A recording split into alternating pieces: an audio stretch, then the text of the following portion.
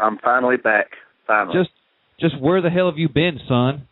I've been everywhere. I've been around the world, I feel like. I've been working on race cars. I've been going with my friends to buy race cars.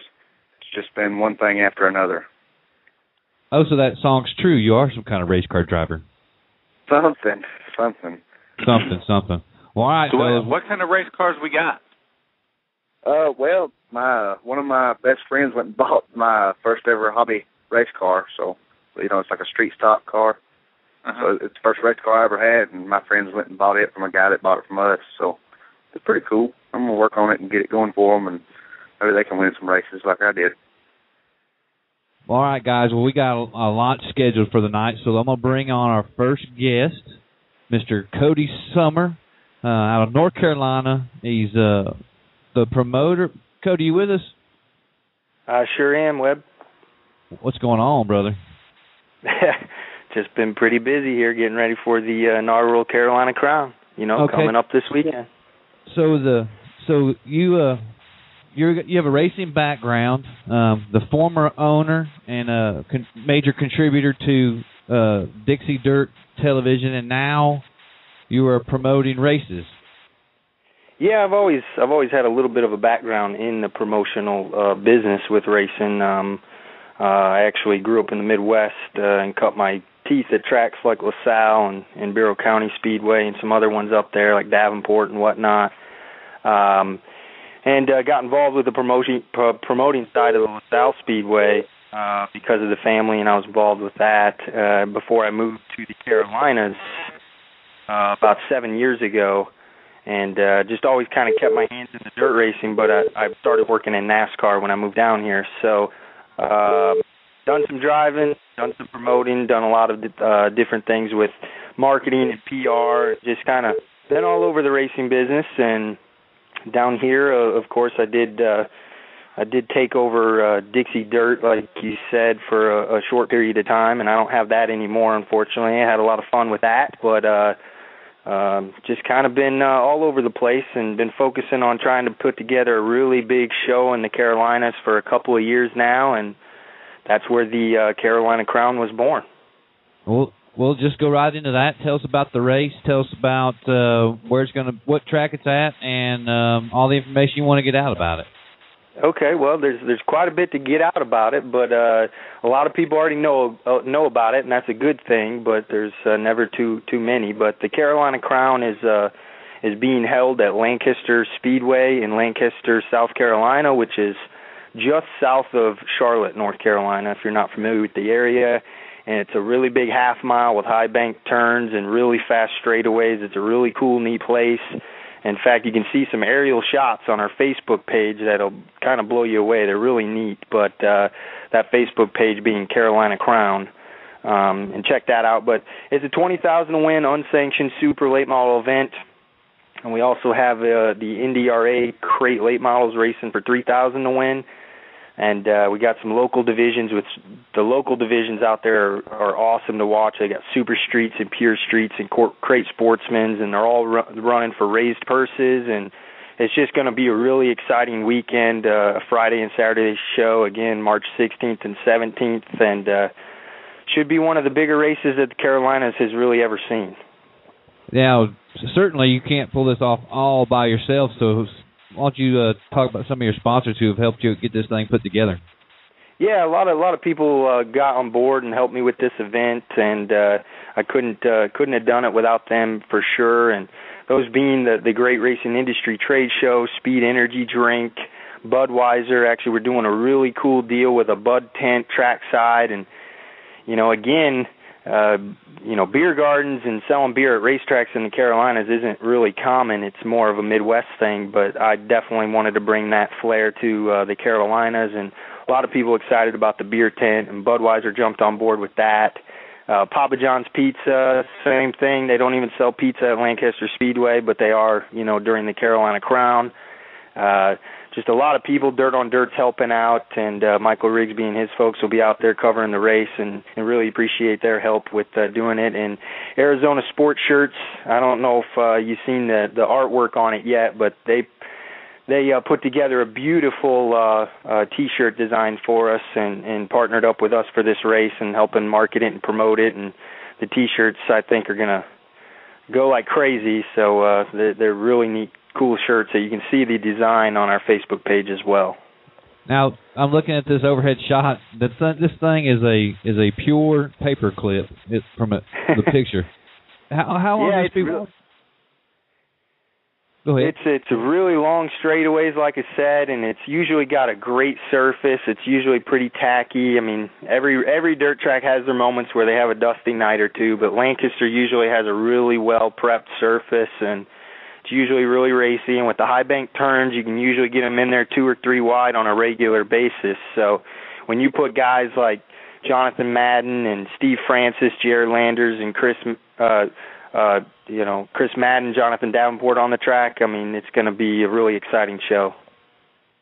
Well, we certainly wish you guys. Is there a website that you can put out for the fans that are listening? That There's a really informative website. It's got all the information on the beer tent and tickets and the schedule of events and our sponsors and everything. It's thecarolinacrown.com, so it's thecarolinacrown.com, and you can get pretty much every bit of information you need about the races on there. And like I said, it's coming up this weekend. It's Friday and Saturday, March 16th and 17th, and we got a lot of people interested in it and a lot of people coming, and we're hoping to build this thing up and hopefully make it bigger and better for years to come.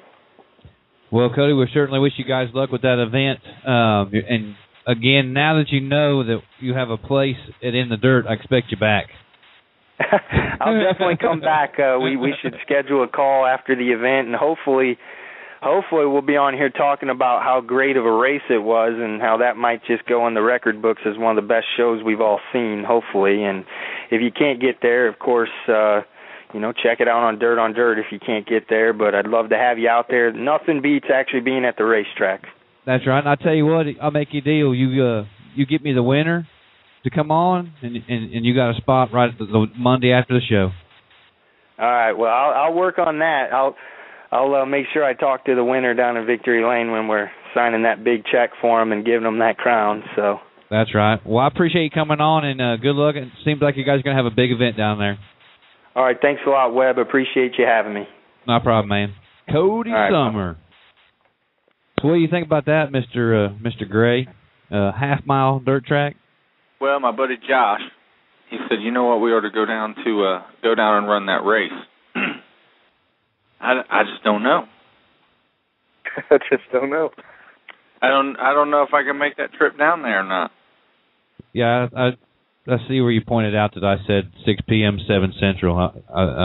I'm an idiot at least once a day. Yeah. That was it. Once. At least once a day. Yeah, did you see those new Spade-made wheels for the late model? I haven't. You got them on your Facebook page? Yeah, it's on the Facebook page. You ought to check it out. It's going to be sick. Now, I want to tell you, Kyle May, welcome back, by the way. I know you've been real busy. Right. We talked about you going up to Winchester and putting on a show, and we can't say the word out loud because last week it was a big problem on our show. But you put the crate motor, you finished mid-pack, and you sent some super guys home, right? Yes, sir. Yes, sir. I was happy. You know what I mean? I was pleased. We went up there. I've never really been there, and qualified fifth in our group. They took the top 3 out of each group, and then they took the top 3 out of each heat race, and then I run second in my heat, and I was probably fast enough to win, but I figured make the race and don't wreck trying to win the heat race, and we made it in the show, and honestly expected more guys to fall out than what they did, and the racetrack took a lot of rubber, and I completely burned up the right rear tire with a crate motor, so I can imagine what them big horsepower guys done. Well, but we were happy.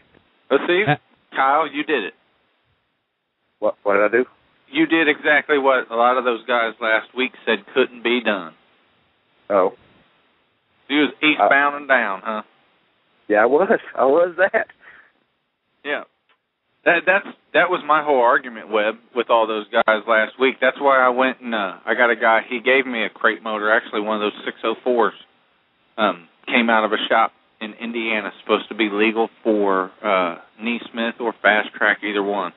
So I'm going to take that thing to Mower Friday night, and I'm going to put it in the top 2 if we don't win. And then I'm going to take it to Florence on Saturday for the Spring 50. Well, let me tell you, okay, before we bring on our next guest, let me tell you about this interesting phone call I had today for next week's show. Guy named Red Voigt. This gentleman was a mechanic and built race cars back in the 30s and 40s, and built cars for whiskey runners and gangsters, and was one of the guys that really put stock car racing together pre NASCAR. Don't want to give too much away the story, but listen, his son. Oh my goodness, I had a conversation. He's got an alternative history of his views, not mine. Not refuting or staking a claim for him, but he has an alternative history of the coming around of NASCAR and who actually started it. So he has a lot to say about whether or not the Francis really did all that they said that they did. As far as before it was NASCAR. Now, after the Francis had control, they did a lot, I guess. But, man, next week is going to be something.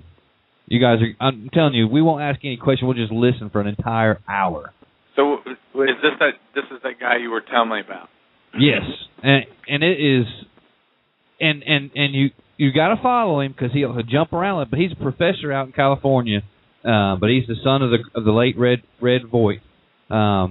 And then he knew a guy named Raymond Parks is a guy that in Georgia who did a lot with racing, but also had a side of the was on the opposite side of the law at some points in his life, and he had a nice free room provided by the federal government for a while. But there's lots to this story, and it's great. Now I got 2 callers here. Would you? I need to see which one is which. Hey, just bring them on one at a time. Yeah. Here we go. Bring this. Who we got? Hello, caller. Is this Hello. Glenn? Is this Glenn? Glenn. Yes. Mr. Glenn, pronounce your last name for me before I get it wrong. Starek. Starek. Okay, that's what I was going to say. Well, Glenn Starek is a race photographer out of South Carolina. What racetracks do you cover as far with your photos? Last year was my first year in the racing. Was mostly Lawrence, Cherokee. I did a race up in Cleveland County in North Carolina. This year I'm getting out further. I covered Scraven and Volusia. I was at the Schuyler Troll Memorial this past weekend up in Carolina, and I'll be going to Lancaster next week. So you're actually going to be at the Carolina Crown then? That's correct. Yes, shooting for OneDirt.com.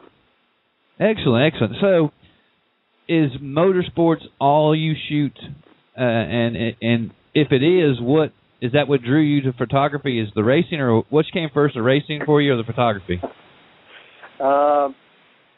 Earliest memory of racing dirt was my father was in the Marine Corps, and we were living in Virginia, and South Carolina was my mom's home. And we would come down and visit, and my uncle was a diehard dirt race fan. We used to go to the old Fountain Inn track on Friday nights and hit Lawrence on Saturday nights every time we came down. So I kind of fell in love with the racing first, and it wasn't until I was in the Navy that I got kind of hooked on the photography.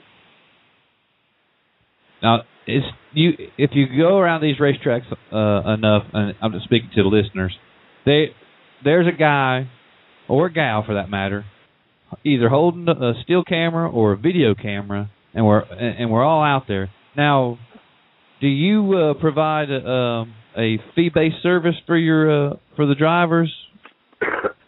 I try to help the drivers out as much as possible. I realize that their budgets are limited, just like all of ours are.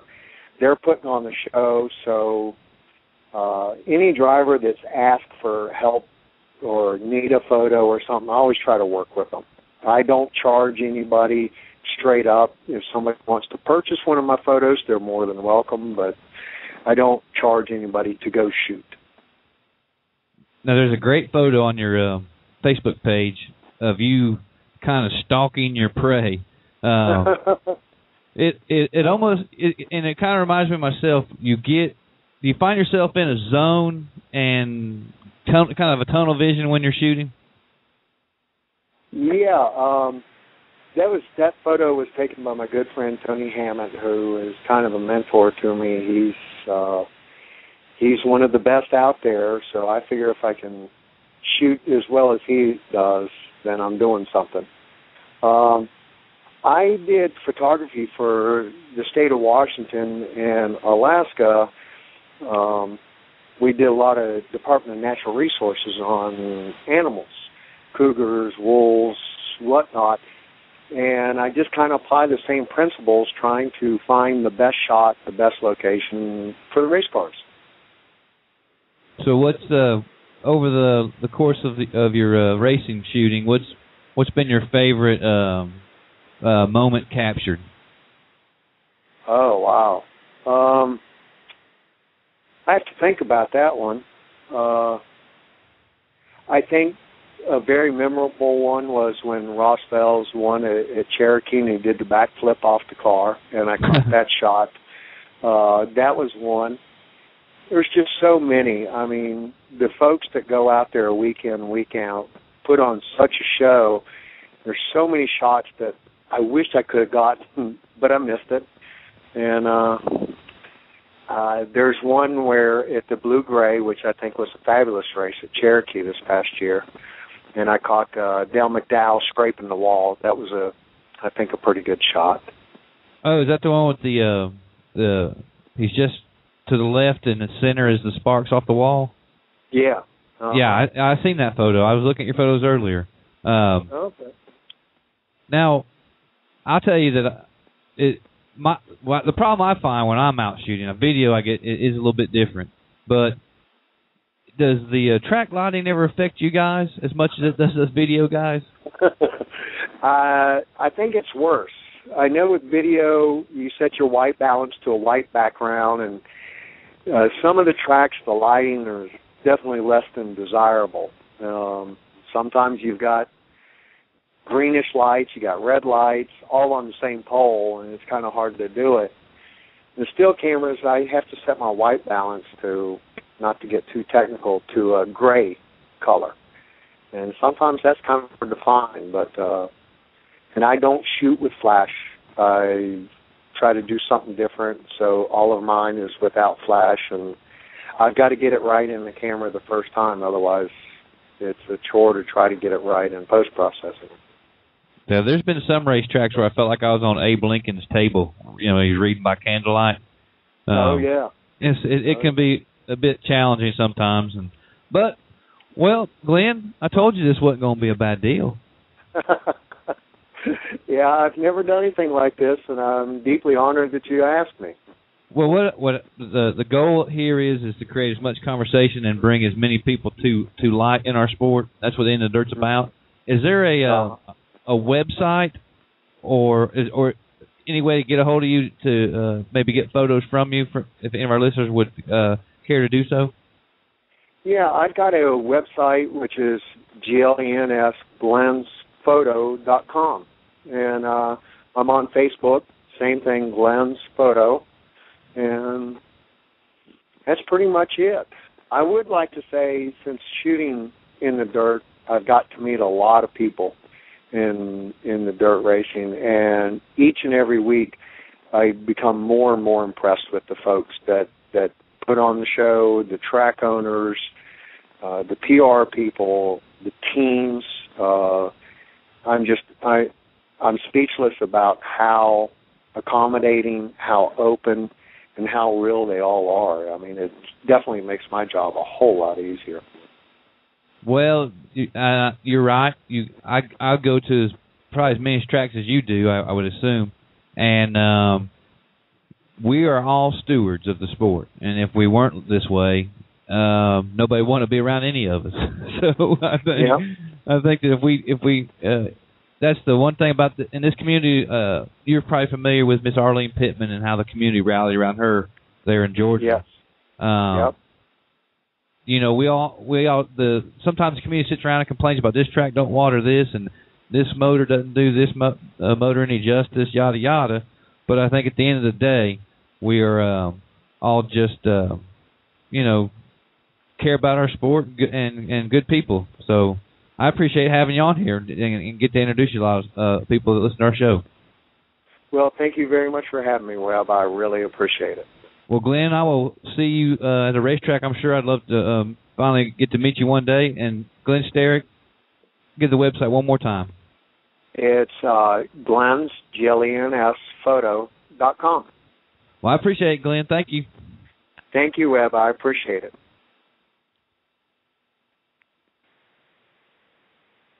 Are you guys still there? Yes, sir. I got to get my photography friends and my video friends on it every once in a while.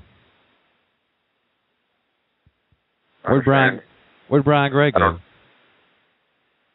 I'm right here. I don't know. Oh. Well, I'm going to bring on Mr. Bill Kitchen. Is that you?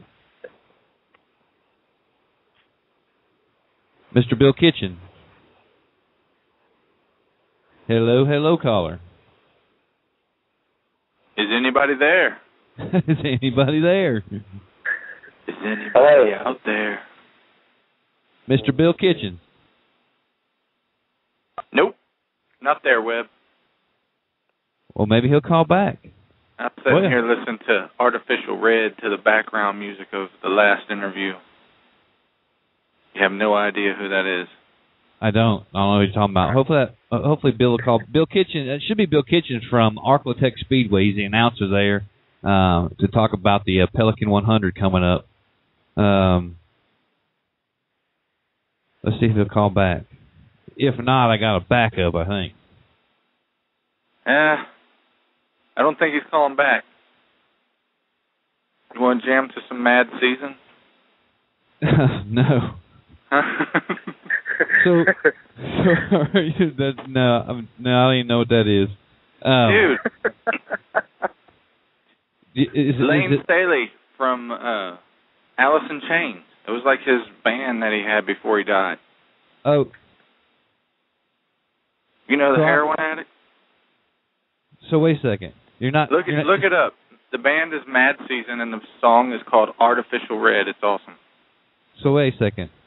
Is it not a long lost album of Merle Haggard? No. No, Merle Haggard's what you play, while you're making love to your woman in the back of a pickup truck. Jeez. No, it's Artificial not. Red. No, that's kind of Mad Season's what you play when you just want to chill. No, you got Merle Haggard confused with Conway Twitty. Yeah, he definitely has those two confused. Conway Twitty works too. Is this Zach Clark? Is this Zach Clark from Arclotech Speedway? Well, this is Billy Kitchen from Arclotech Speedway. Okay, Billy Kitchens. Am I late? Well, no, we had two numbers come up. Zach Clark. Okay, now Zach Clark's called back in. That's my co-announcer out there at Arclotech, Zach Clark. He must have had my back tonight, but Billy, we were just discussing what you listen to while you're making love to your woman in the back of a pickup truck. I was listening to that. I picked the Merle Haggard. Okay. That's me. That's my age category. What the heck? So, Mr. Kitchens, I'm also going to go ahead and bring Zach on if that's okay. Absolutely, put him on there. All right. So here's who we have with us. We have Mr. Bill Kitchens and Zach Clark, both announcers at Arclotech Speedway. On my end, we have Brian Gray, driver out of Cincinnati, Hamilton, Ohio area, and Kyle May, the Pisgah plowboy, driver from Alabama. So, Mr. Kitchens, you guys have... sorry, Kyle, I was just kidding. Hey, Mr. Kitchens, you guys have recovering from a rained-out event, but it's rescheduled for this weekend, the Pelican 100. Go. Man, I'll tell you what, I'm looking out my window, been outside working in the garden today. It is 80 degrees, sunshine here. And if we weren't rescheduled for this weekend, I would just be sick about it because if we could have had this weather starting about Thursday last week, it would have been huge. What do you think, Zach? Am I on? Yeah. There you are. I hear you. All righty, good deal. Man, I'm telling you, Bill, it would have been huge, man. It was the most anticipated race. I mean, all the off-season, we were looking forward to this race. And, you know, the first rain date we had, it looked really, really good that weekend. We thought, you know, okay, we push it back a week or two. You know, it would be even better, of course. Rain had another idea, and it rained. That was actually our original race date. The last weekend of February which is when we ran the race last year. And, you know, they moved, I'm sure you know, Webb, they moved the Volusia race, you know, later in the year to the last weekend of February, and Daytona 500 got moved to that weekend. That kind of cost us our original date. We had several of our local teams that raced in Volusia. In fact, one of our main sponsors, P&W Sales, with Morgan Bagley, was over there, and about 5 other drivers that wanted to race the Pelican 100 too. So we decided we'd use our rain dates as our primary dates, and that was last weekend, you know, last Friday and Saturday. And, of course, Mother Nature had other ideas, but, boy, she's looking nice to us right now. It's supposed to stay like this all the way through the weekend, and we're ready to race. Now, a colleague of mine with Dirt on Dirt, Ben Shelton, raved about the Pelican 100 last year. Tell us a little bit about that race and what it is you expect. I mean, can we see much? Are we going to see much more of the same that we saw last year at the Pelican 100? Absolutely. You know, we have a saying: there's never been a bad late model race at Arcotech Speedway, and you know, whether it's been an unsanctioned 1500 to win, whether it's been a series that's come into the track, or this inaugural Pelican 100 last year, they've all featured 3-wide late model racing. It's just that racy of a track. It's a quarter mile with progressive banking, wide, and the drivers love it. I've never talked to a driver that did not enjoy racing at Arcotech Speedway. So, yes, we are going to see plenty of what we saw last year in the inaugural Pelican 100. Hey, Zach. I agree with Bill. Go ahead. Yes, sir. Well, I agree with Bill 100%. I mean, as you know, as Gene Border, as our track promoter, being a former racer, he knows the track conditions that it takes to have a great late model show. And, I mean, just like Bill said, last year we saw 3 and 4 wide and sometimes even 5 wide racing action on that racetrack. I mean, me and Bill say it all the time. We say, welcome to Arcotech Speedway, the land of the 3 wide, because it sells itself. I mean, when the fans get there and they see the racing, they're really, really wowed. I mean, it's really awesome to be a part of such a great racetrack that offers great racing here in the Arcotechs.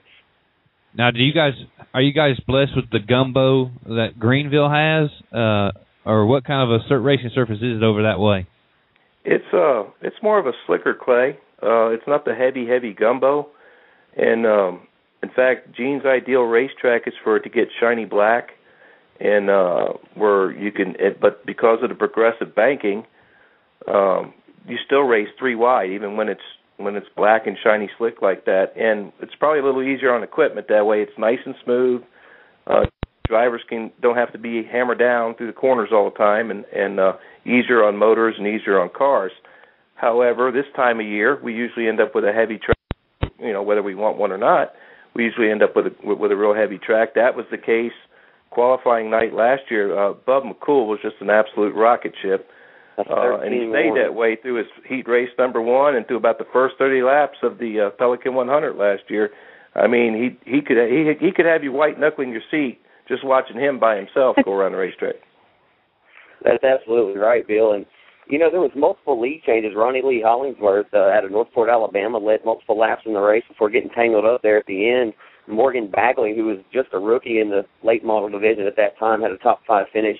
And I tell you, Morgan's gotten off to a really, really quick start this season. The anticipation for this event has not fell off any. You know, the rain kind of hurt us a little bit last weekend, but I tell you what, we are shocked. We're ready to go. Now, I know you guys don't. No track likes to do it, but I did read where Ronnie Lee might go to Columbus. Do you guys know how many drivers you might get affected by not showing up? I mean, do you have any idea who's going to be there? Well, we're definitely going to lose. Go ahead, Zach, if you want to take that. No, it's fine. I was just going to say, I think we may lose a couple that I saw on Bud McCool's site. He plans on coming back and racing with us because he had such a good time at the show last year.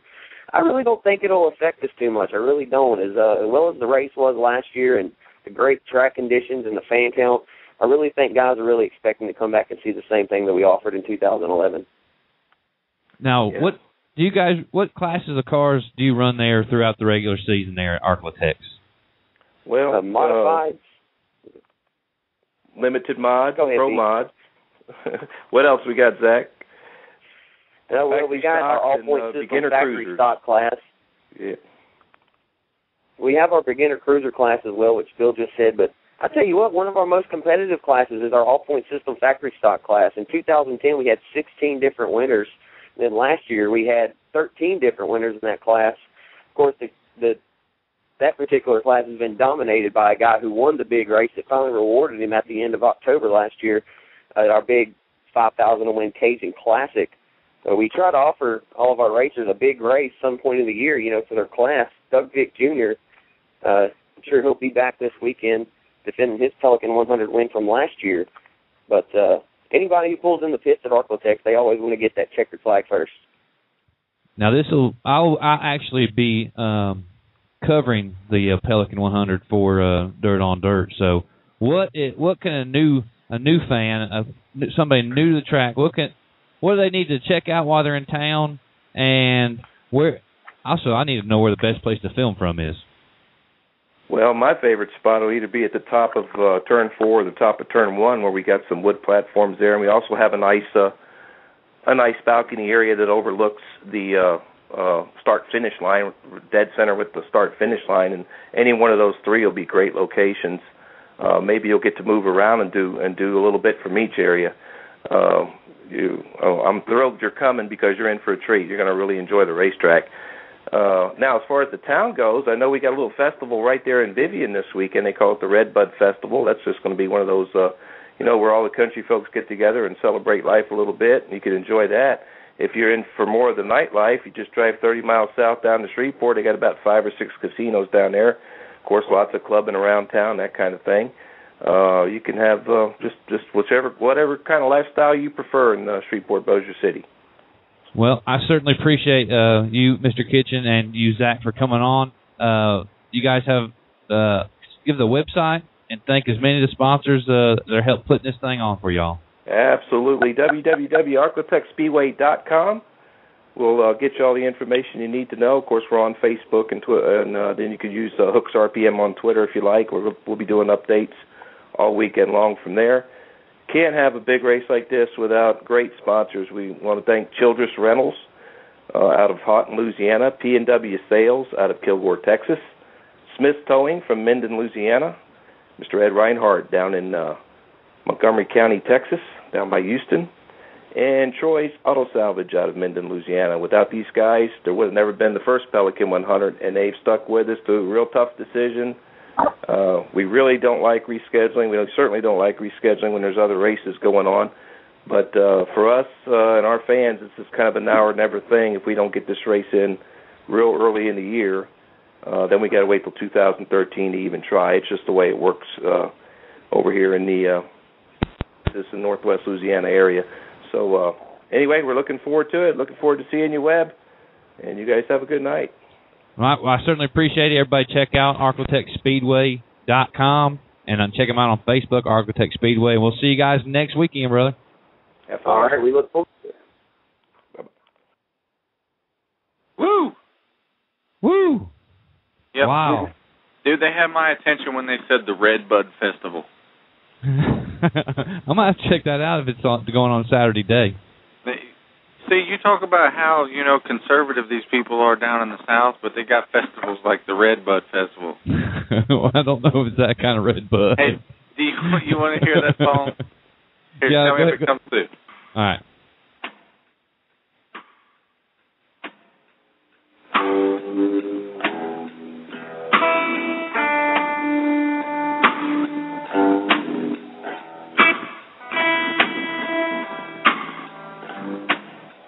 That's what I've been jamming to.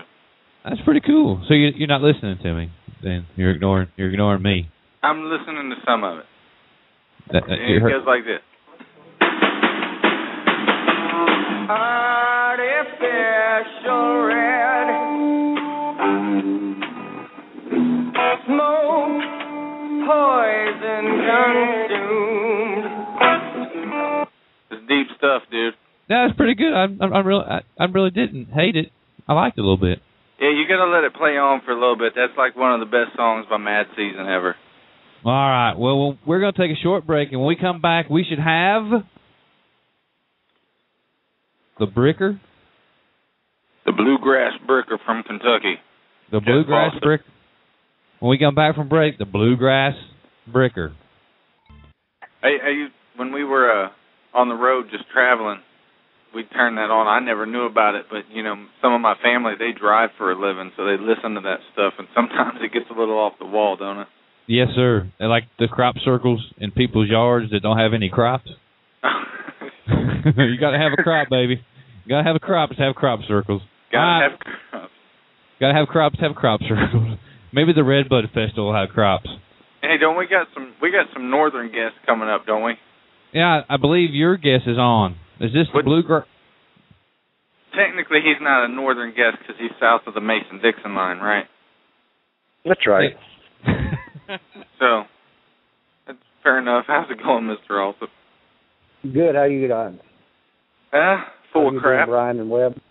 Isn't that what you usually tell me? I'm full of crap? Usually. I speak the truth. Yeah. But tell me about now. Here's one part where I'm not full of crap. Now, from what I've seen, we got a pretty hefty list of guys that's going to be showing up for the Spring 50 Saturday, right? Oh, yeah, there's always a good turnout over there for that race. I mean, last year was one of the few years that I've seen where there hasn't been, between 40 and 50 cars, and usually there's not any Lucas Oil races or any World of Outlaw races that weekend. So you usually have a good turnout there, and the quality of cars is good. And, I mean, it's kind of like a after Florida deal, I believe, for the big guys to come and shake their cars down to get ready before they really go out on tour. Yeah. So is your stuff ready to go? I'm close. I've got a few things to do. I should be ready by Saturday, though. Now, over there in your camp, who's all coming? You know right who's now, going to make it? Right now, it's just going to be me and Daryl. That's the only two that's going to be over there. Now he's got another Lanigan over there that's driving some too, don't you guys? Yeah, Daryl's actually going to be driving Terry's car this weekend. It's owned by Terry and John and Daryl. All three of them are owners on that car. John Weber, the guy that same owner of my car and same owner of Jason Jameson's car. And Daryl's going to have it out. It's a new orange front-end rocket. It hadn't been on the track yet. And it's actually going to be powered by Mike Dargy engines instead of a Cornet motor. And it'll be kind of interesting to see how he does that. Now, I've seen that Don O'Neill's scheduled to show, Josh McGuire. So now we got Daryl Lanigan that's going to be there. Frank Heckeness is going to make the trip down. And we got, obviously, Jeff Alsip, the Bluegrass Bricker. So how many other Club 29 cars are going to make it? Just Daryl and I is the only ones that's going to be there. Jason's not going to be there originally. I think Daryl thought about letting him drive it over there. Or, he was going to take his other car, but I think they're wanting to get the car shook down and get everything squared away for Terry, because Terry's going to be running it probably the rest of the season. Jason's completely going through his 2001 rocket, and don't ask me how, but that boy gets those old cars to go and go and go. Yeah. Well, we're going to have I think we're going to have a pretty good turnout, and I know the crowd, there's a good buzz again, within the fan base around here, and everybody's looking forward to the Spring 50 at Florence this weekend, so we'll see how things go. Yeah. And the weather, I looked at the weather forecast. There's going to be a couple of days of rain this week, but I think the rest of the week the temperature's supposed to be between 70 and 80 degrees, and for this time of year, that's just, incredible, because I've been out to Spring 50 before. You've had to wear jackets out there, when you first pull in at 3 o'clock, 4 o'clock when the gates open, and, it looks like it's going to be T-shirt weather out there until the sun goes down. Hey, Brian. Yep. Remember earlier when I told you I was an idiot at least once a day? Right. So were you idiot up twice now? No, I'm gonna take you back to the 31st of January and let you know about that idiot moment that I had. And Jeff, you'll be interested in this. I had the pleasure of being part of the preseason media poll with the World of Outlaws, and here's the top 5 I predict. I won't in no particular order. Eckert, Lanigan, Clanton, Richards, McCready. No particular order. Okay. Here's how much of an idiot I was that day. I predicted Lanigan only to get 3 wins, and he already has 2 this year, and he's leading the points. I tell you what, if you could see how focused he is in that shop right now, Webb, you wouldn't believe it. I mean, he is more focused right now than I've ever seen him focused. And I mean, Daryl and I are pretty good friends, and I'm over to the shop at least 3 to 4 times a week, and I'm telling you, he's on top of his game. And anybody in the World Outlaws, they better have their game on, because he's on top of it. And I mean, he's ready to go this year. I've seen him. He's working out more. He's doing more things for his cardio. He's just, you know what I mean? And he's really going after it this year. I mean, he'd won it before, granted, but I mean, the intensity that they have over in that shop, and it's just like they all just click, bam, bam, bam over there. I mean, I've seen Daryl over there before with employees, and they kind of argue back and forth and do this and do that and stuff and kind of giggle around. But I'm telling you what, over there, they're like a little family over there right now. I mean, I've never seen Daryl this way. I mean, he's just like he's in a good mood. He's ready to race, and I mean, he's just, when them boys are at the track or when they're working on something at the shop, I mean, they're all, it's all work, and they're really on top of their game this year. And I honestly wouldn't be surprised if Daryl don't win 7 or 8 this year. Well, they won 7 last year, and he came out of the box last year like he was just, going to run away with the thing, and then probably about, need more. Well, no, that was late in the season. Where did I see him at? Swainsboro he won. I covered that race. But after that, it seemed like he kind of shut down, didn't do much the rest of the season. Well, he had a bad start, too, Webb. He didn't come out like real good out of the box, really, because he was sick. He had broken tailbone. He missed the first race, and he was going through some stuff there, and I mean, I'm telling you, he's on top of his game. And so you're gonna predict a World Outlaws Championship for Daryl? I wouldn't bet against him. From what I've seen, it's going to be hands down. I don't think anybody's got anything for him right now. Well, I don't know. I wouldn't I wouldn't put Richards out of it, and I honestly think Daryl had some bad luck last year, just like the year before, when he had all those flat tires. He was having problems with tires going flat and stuff, and he's conserving more this year. I mean, if you watch him, he's kind of riding around through there. He's not out there going crazy. He's really conserving his tires and stuff like that, and he's going to be tough to beat this year. I really think so, and I would be surprised if he doesn't win the championship. He's going to be tough to beat Saturday night, I believe. Well, he's going to be in that new car, and that's going to be the only thing. But Daryl, I've seen him go out there in new cars before. I mean, when my car was built and he built my car, he went out there with it the first night, and him and Scott James went back and forth, and Daryl ended up winning that. And then, when he puts a piece of equipment together, it's right. I mean, it's, it comes out of the box, it's going to be fast. There's no doubt about that. So this Florence race, the regulars, I would suspect, would be David Webb. Is Stapleton going down for that? I haven't heard from Chad. I don't know. I doubt if Chad doesn't typically run real well over at Florence. He's kind of, Chad to me is kind of a hammer down and, mud-slinging kind of guy where he likes to get up on the wheel and go. And Florence has got a little bit of a finesse-ness to it. I mean, it's kind of you got to stay up on the wheel, but you've also got to have a lot of car control as far as finessing the thing. And, Chad, to me, he likes to get up on the wheel and go. There's no doubt about that. And I think Chad's track is more of a hammer-down, crap and Chad's more of a hammer-down bull ring guy to me. Florence is a really fast racetrack, but it's also really, really slick. I'd like to say the least.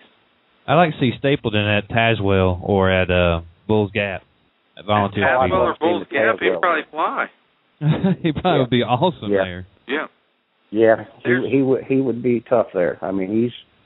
You know, Chad runs well over at Brush Creek. He's been over there. I've seen him run over there once or twice, and he did good a couple of times. And then I think one night, the night before, he didn't get in bed till 6 or 7 o'clock in the morning. No. That was the night he was knocking barrels up over our heads. Yeah, I think so.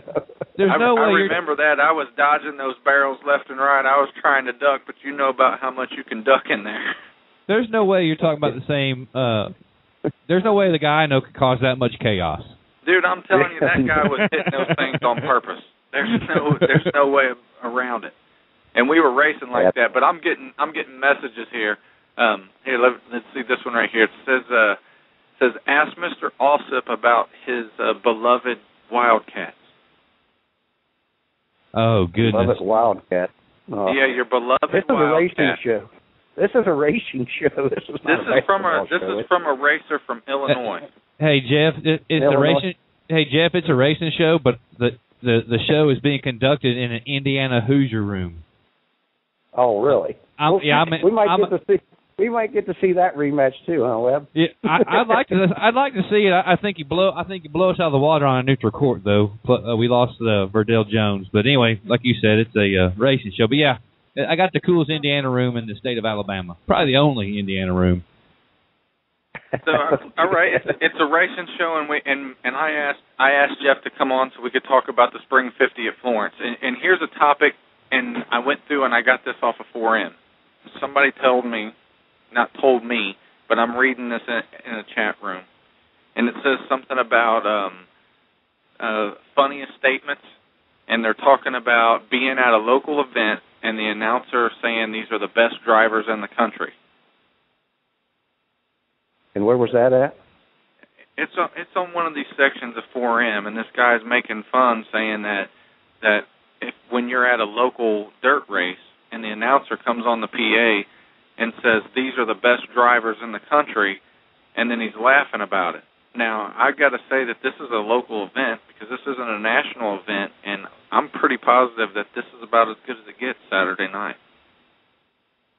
Yeah, it's going to be to me, when you come to Florence, like I said, it's more of a driver's track, and when people come in here that don't have the fineness to drive a track like that, I mean, the local guys that have been there week in, week out, they're going to run good, and I think at a show like this. Now, when the big guys come in, I mean, it's a different story. I mean, when you've got, Darrell and the guys from the north, south, and, the Latham, stuff like that, the local guys, I mean, I can walk into Darrell's shop, and I look at things, and then I walk back to my garage where I've got my stuff, and, I mean, it's like day and night. I mean, they've got so much more technology, so much more information from other people and stuff like that. And, I'll be honest with you, Darrell throws stuff out, and Jason and I fight over who's going to get it.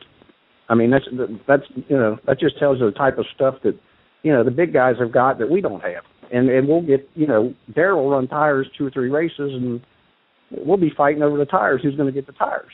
I mean, right, but see, that should say something about the level of competition down at Florence Speedway. Yeah, it's a hard track. I mean, I there's of the local guys, there's probably 8 to 10 guys that can win out there any night. I mean, I really think that.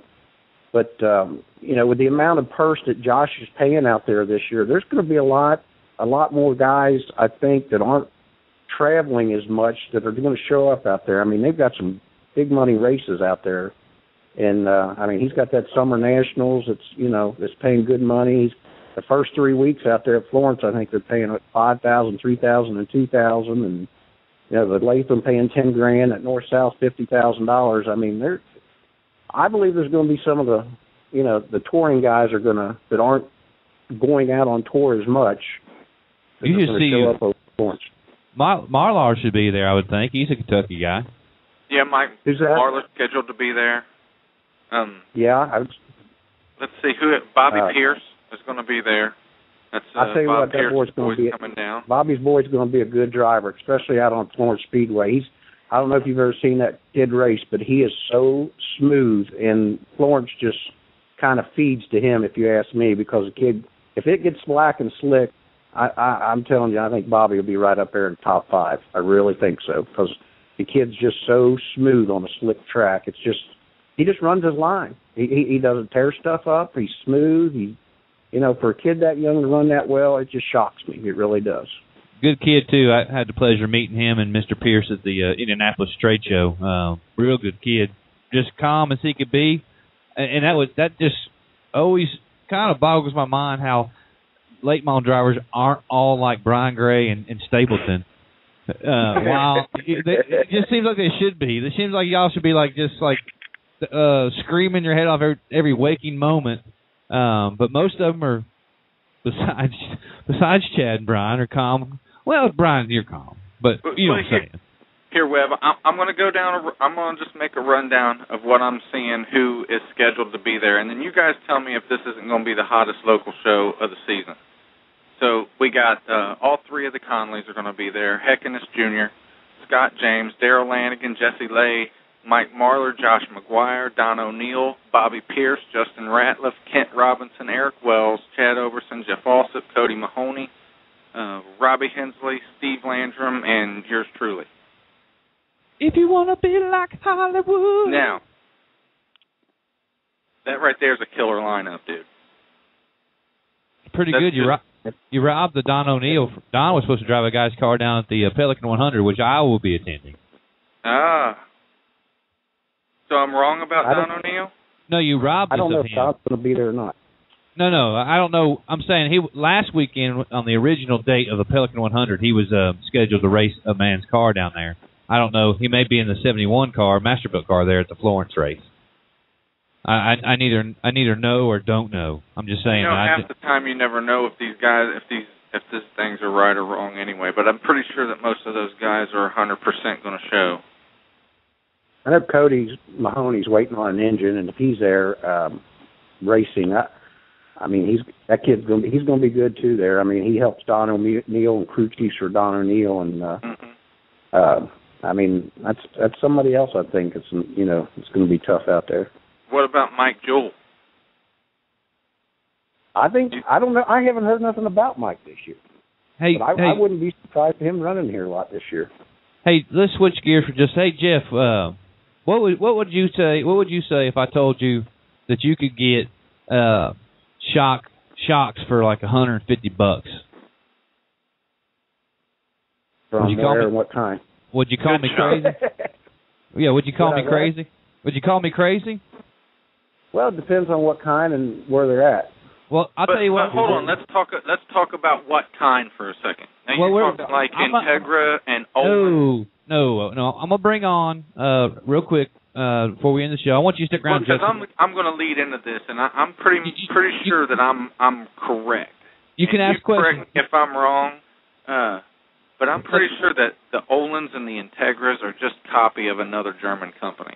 Yeah, let me bring on Mr. Tim Sims. He's the general manager of the NeSmith Series and the tech director. And Tim, welcome to the program. Hey, Webb, how y'all doing, bud? We've been grandmother approved tonight. The show's been kind of calm. So everything's been kind of just like there's no gale force winds. Now, well, I was waiting for Michael Buffer after the last time I got to call in. I didn't know whether he was supposed to tune up and say, let's get ready to rumble or not. Well, with us is Jeff Alsip out of Kentucky, Brian Gray out of Hamilton, Ohio, Kyle May, Kyle May, myself. Yep. Tell us about the Bilstein shock package test that you went to this weekend. Well, first start out and tell us about what they did down at East Bay with David Gentry. Okay. Well, first let's get the name right. It's Bill Stein, not Bill Steen. Bill Stein. Bill Stein. So there is Brian. I think as Brian a minute ago said, they are a German company. They're also based in Hamilton, Ohio, because 2 blocks from my house is Bill Stein. Yes, they do have a factory in Ohio where all their U.S. made products are made here in Ohio.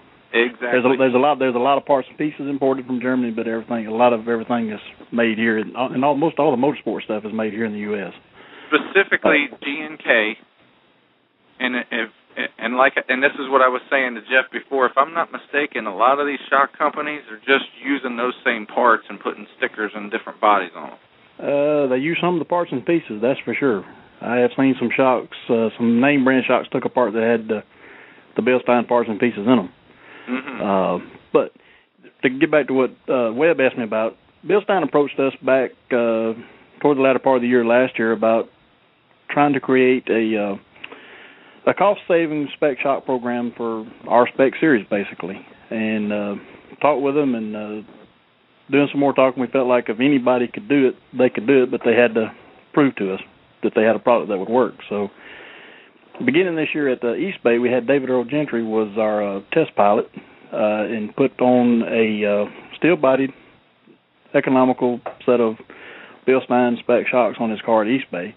Probably the best David Earl has ever looked at East Bay in my association with the series.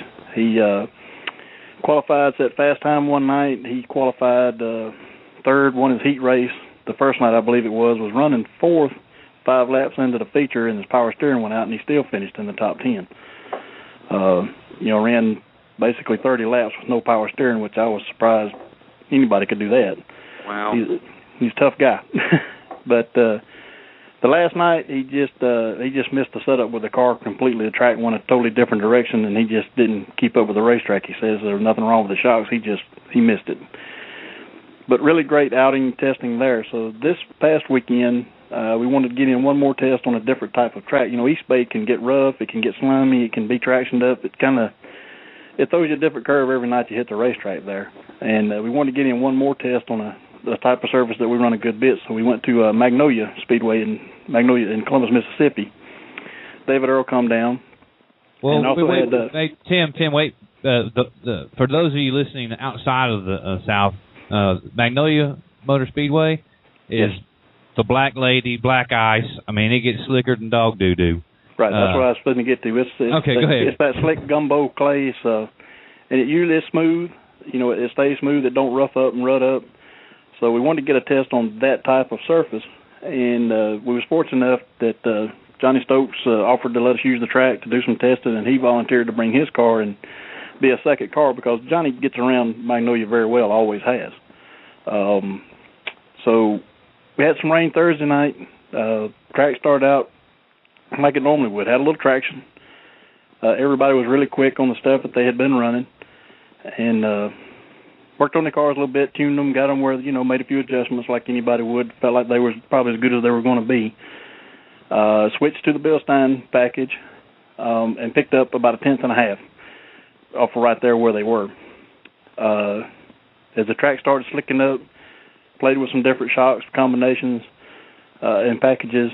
But basically, by the time the night was over, old tires, we're nearly probably right at 100 laps of testing on old tires. They were still within 1/10 of qualifying type times with the Bilstein shock package on their car. Johnny Stokes said he felt like he could get in his car right then and go out and win a late model feature there at Magnolia with the car just the way it's set with the shocks that he had. Very pleased. His words were, "I can't believe how good the car feels in the racetrack, how much forward bite, traction, drive I got." And he said, "I can get on the gas and be on the floor way sooner than I used to could with this package." He said, I'm impressed. He said, "I was not expecting this, and just very impressed with it." And David Earl was the same way. And here was what I thought was the neat thing about the test that I took from it. Not to mention that, it's a great product. I knew it was going to work, but you had two different drivers. David Earl likes a car probably a little on the tight side. His tendency is, and he's driving a Warrior. Johnny Stokes is in a GRT, and he likes his car a little to the free side.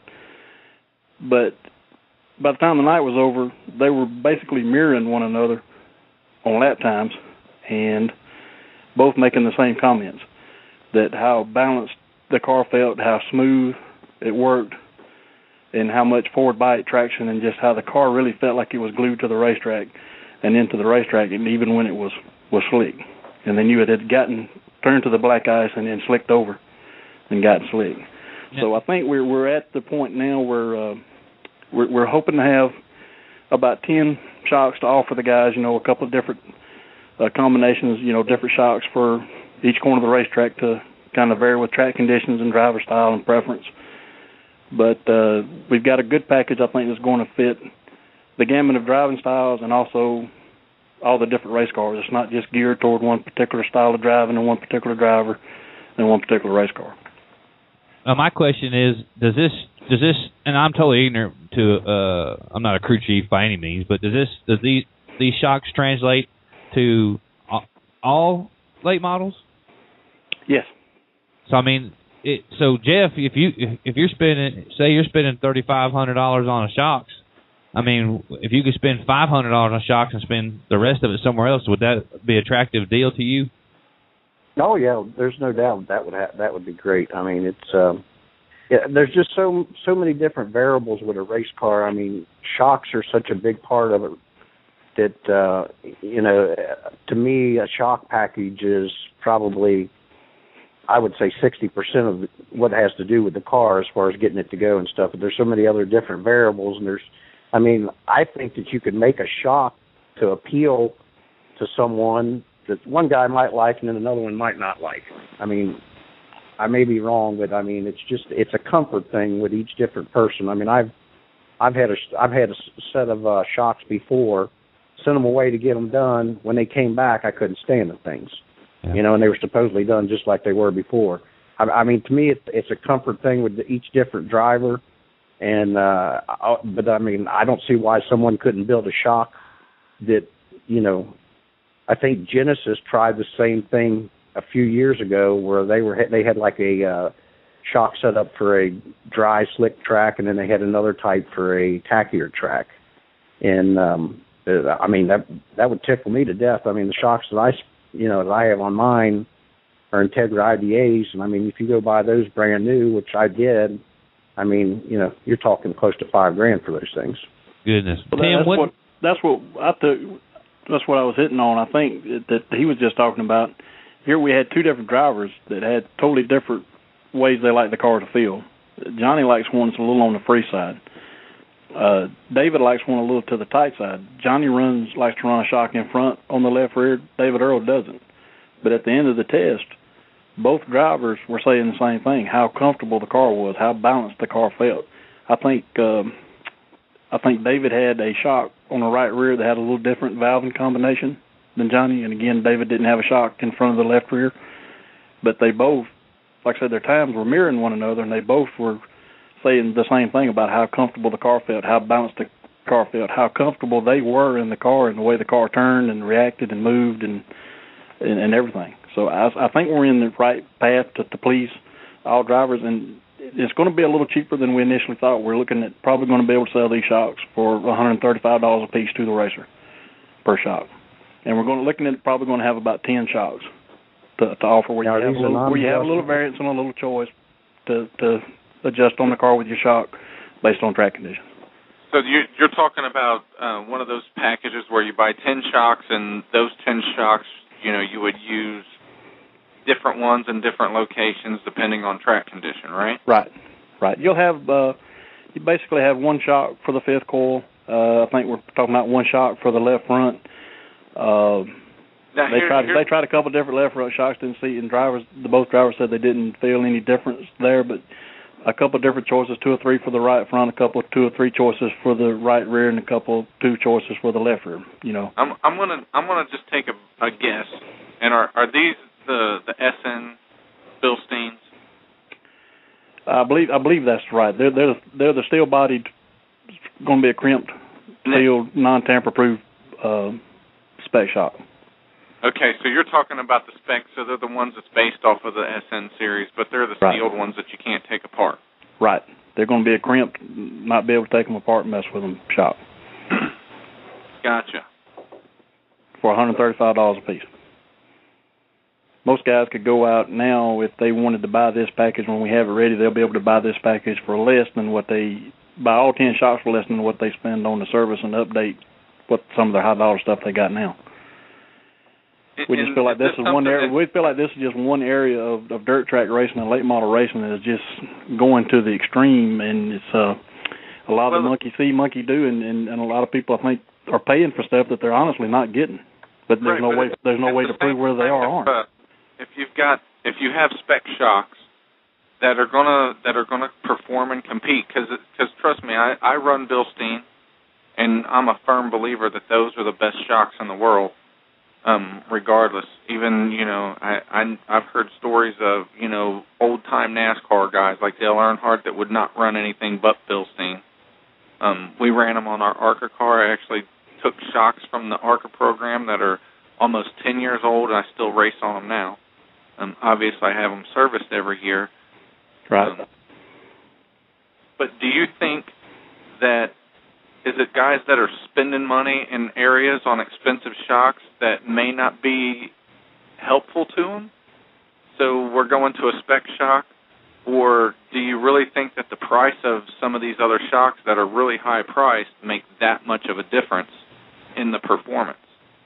Well, I said that David was there at East Bay up there competing with the spec shock versus guys that had the high dollar stuff and outran a lot of the guys with the higher dollar stuff.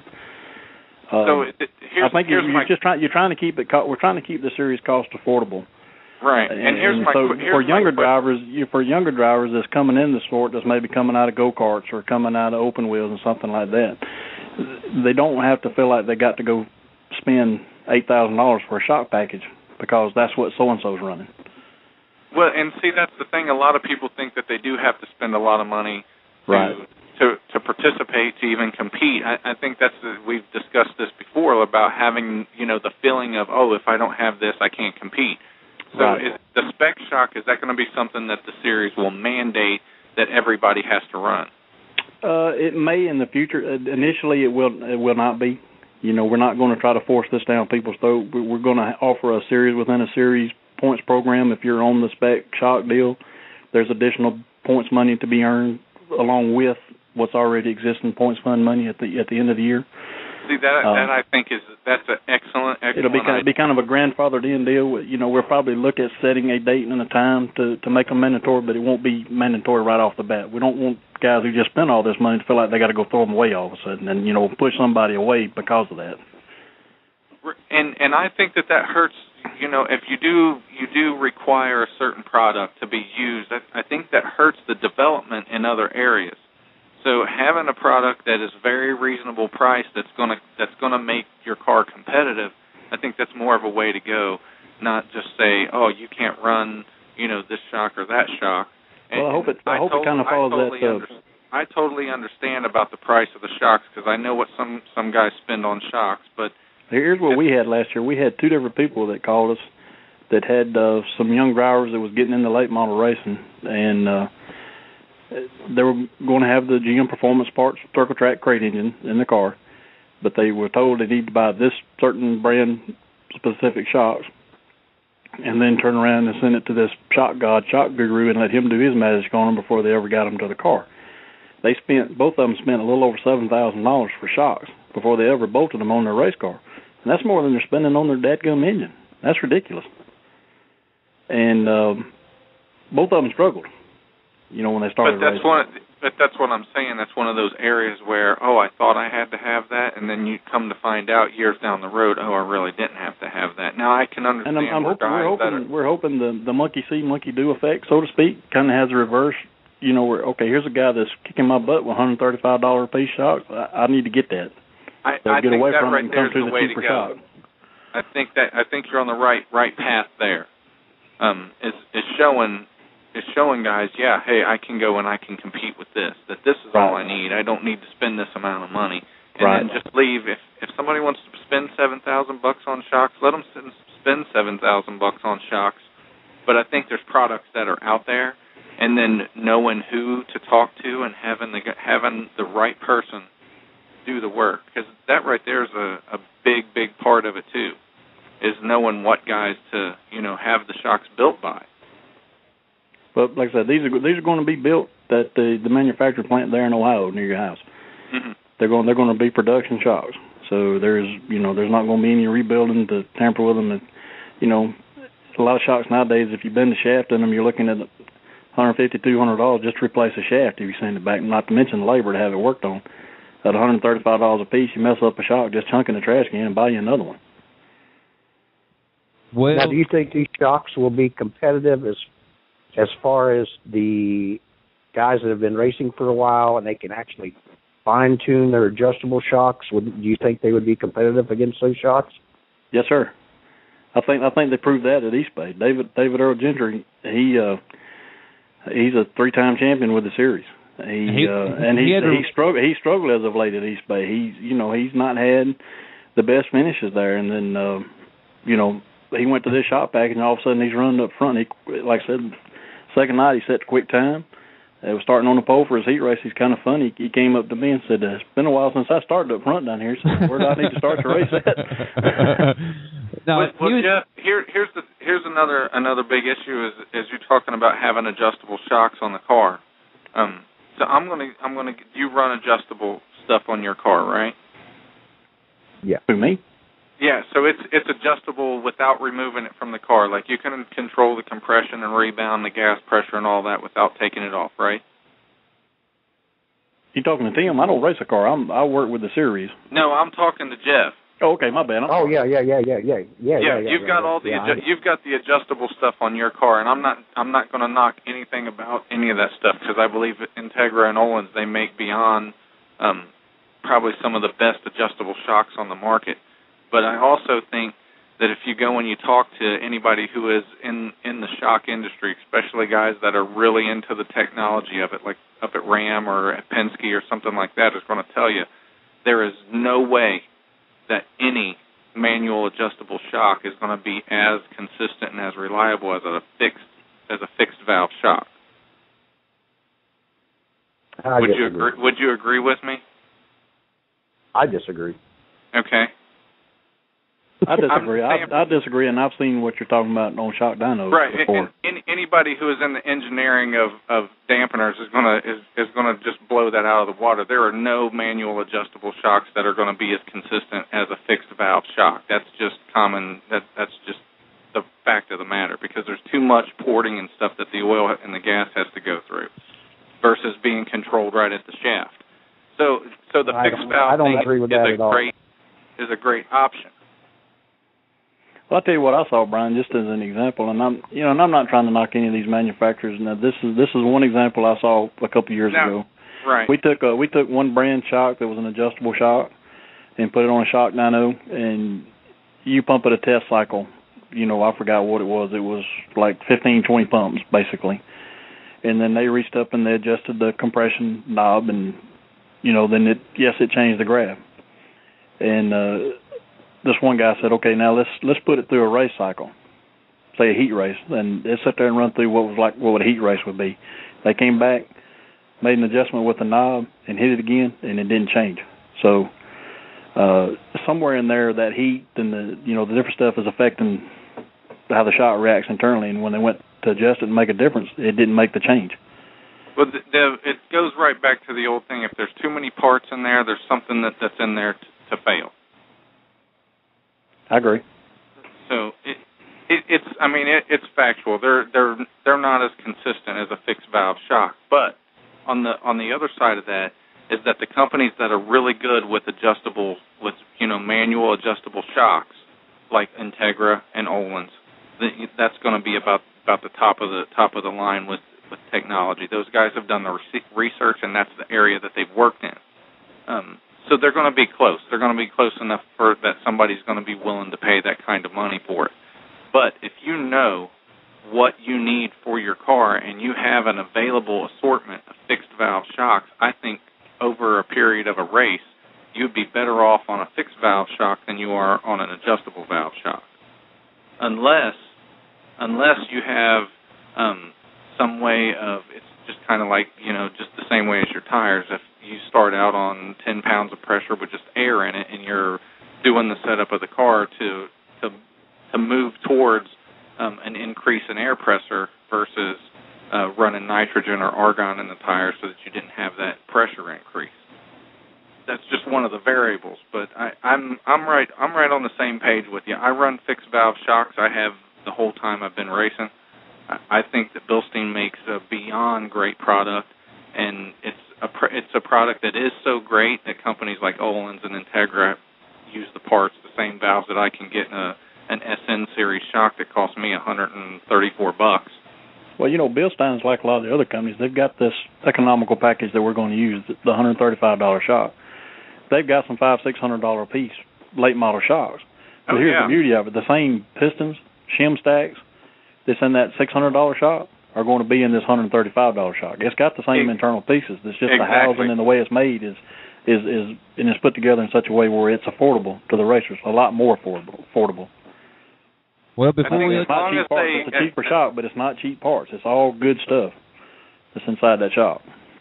Well, before we I guess the test of time will tell. Before we put a cap on the evening, about how soon are these going to be available, Tim, to the general racing public? We should. Hopefully, we'll be making a further announcement here in a few weeks. Jim Highland with Bill Stein was there at the test this weekend. He's kind of been the front man, the point guy with Bill Stein that we've been working with. We've got all the data that we collected from the first test, and this week he's going over that, and we just got to finalize the valves that we want to have, and and for the whole package, and then get some paperwork signed, and we'll probably start when we know we're in production, and then we can have a date to say when we're going to get this started, when we know they have the shocks available to the people. Well, I don't know how the rest of the series in the country do things, but the fact that you guys are working on this deal with the company and testing, and I'm sure it happens. I'm not privy to the information, but I'm proud to be associated with Neesmith. Once you guys get this thing going, you're going to save these guys some money, and you're going to let them spend money elsewhere, maybe motors. Who knows? They'll be able to maybe have two of the CT 525s on the trailer. If they have to have two. But, Tim, I thank you. Yes, sir. Thank you. Next race for the Neesmith Touring Series is April 6th and 7th, right? That's right. And Greenville Speedway, Greenville, Mississippi. Greenville Speedway, Greenville, Mississippi, the Rumble on the Gumbo, Part 3. That's right. And for more information on that, visit us on the web at www.neesmithracing.com, and we can also find us at Neesmith Racing on Facebook. Well, I appreciate it, Tim, and I'll be in touch with you. I'd like to thank all my guests this evening. I'd like to thank Mr. Jeff Alsip for being on and stick around and take part in the shock discussion. I'd like to thank Zach Clark and Bill Kitchens of the Arklatex Speedway, home to the Pelican 100 this weekend. I'd like to thank Cody Sommer for coming on to tell us about the Carolina Crown. It's the inaugural Carolina Crown going on over there at Lancaster Speedway, a high-banked clay half-mile. Wow. Of course, Brian Gray will be at the Spring 50? That'll be the Spring 50 at Florence Speedway, and we'll be at Moeller Raceway Park on this coming Friday night, too. So, race fans, the season is well upon us. With the 604 crate motor, Webb. You're taking that? I'm putting the crate motor. I got the crate motor in the car. I've got my oil shocks, just like Ronnie Johnson runs. I was talking about. Yep. And I'm going to Moeller Friday night, and I'm going to finish in the top 2 if I don't win. There you go. I like his attitude. And then we're going to go to Florence on Saturday night, and I'm going to run it at Florence, and I'm going to show you compete with the best in the country with a crate motor. Brian, I guarantee you at Florence you won't be in the top 15 unless 14 of them wreck. I only got to pass you, Jeff. That's the only guy I got to worry about. No crate motor at Florence. It ain't going to happen over there. I got a feeling you ain't going to pass me down a straightaway. Kyle May. I've never had a problem doing it before. No, I think I got video to prove otherwise. You were talking about the one where you run over top of me? Hey, I'm the one that stayed in control of it. You slid on by, and I still went past you. Here comes Michael Butler. Hey, Kyle May, what's your next event? I think probably the Crate Nationals at Green Valley, unless something comes up. We've got to replace the axle tube and some front suspension stuff that kind of went downhill at the time of Bash. So we've got to take it as it comes. The hometown track wasn't very kind to you. No, I got into the wall a little bit in the heat race, and that's crate racing. Got guys kind of pinched me up in the wall, and I kind of paid them back as the race went on, But I made the race in the heat race, and I was the last transfer spot, and those guys didn't. So it prevailed for me, but we got to fix some stuff now. So that's part of it. But. So next week, Brian, you got to help try to get the winner of the Spring 50. Okay. we're going to hopefully have the winner of the Carolina Crown. I'm going to say the winner of the Spring 50 is going to be Darrell Lanigan or Scott James. Well, you should be able to handle that. Get us that. Also, I'll try to get the winner of the Pelican 100 from Arklatex Speedway there in Vivian, Louisiana. Plus, we might have a 2-hour show next week because Little Red Voigt's going to come on and he's going to tell his alternative story to the origination of NASCAR and how it pertains to his father, and Bill France, and Moonshine, and Chicago Gangsters. And next week should be a great damn show. Good night, everybody. Night.